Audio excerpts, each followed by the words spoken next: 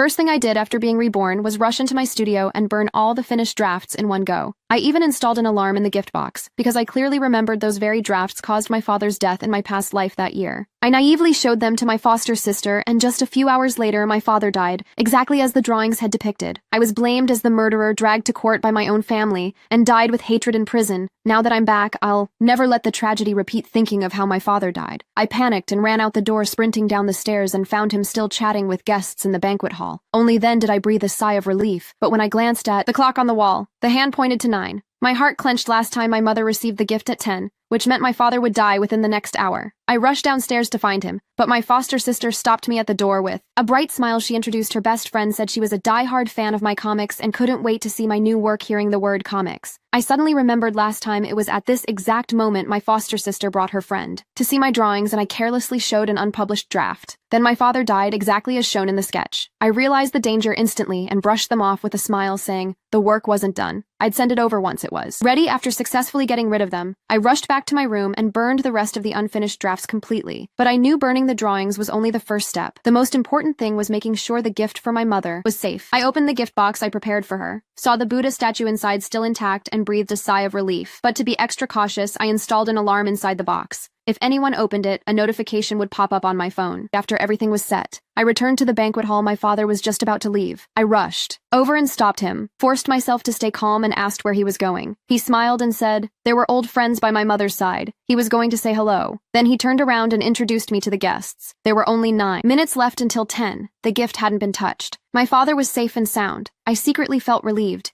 Maybe the ending would truly change this time. But just then my father suddenly said he needed the restroom. I immediately offered to go with him. My mother coldly stopped me, told me not to make a fuss, but I stared at her. For the first time, I suspected maybe she had something to do with my father's death in the past. My father tried to ease the tension with a smile and said if I was so worried he'd let me come along. But I realized it was indeed inappropriate for me to go with him. So I quickly called the butler and asked him to accompany my father as a witness. A few minutes later, my father returned safely to the banquet hall just in time for the gift-giving segment. When it was my turn to present the gift, I wanted to get it myself. But my mother stopped me, said the butler could fetch it soon. The box was brought into the hall. Guests gathered around praising my mother's good fortune, saying her children were so thoughtful. My mother beamed with joy and said she wanted to open the gift on the spot. I stared at my phone screen, making sure the box with the Buddha wasn't opened. I thought it should be safe now, but the next second I looked up, my father was gone and my mother was bending down to open the box.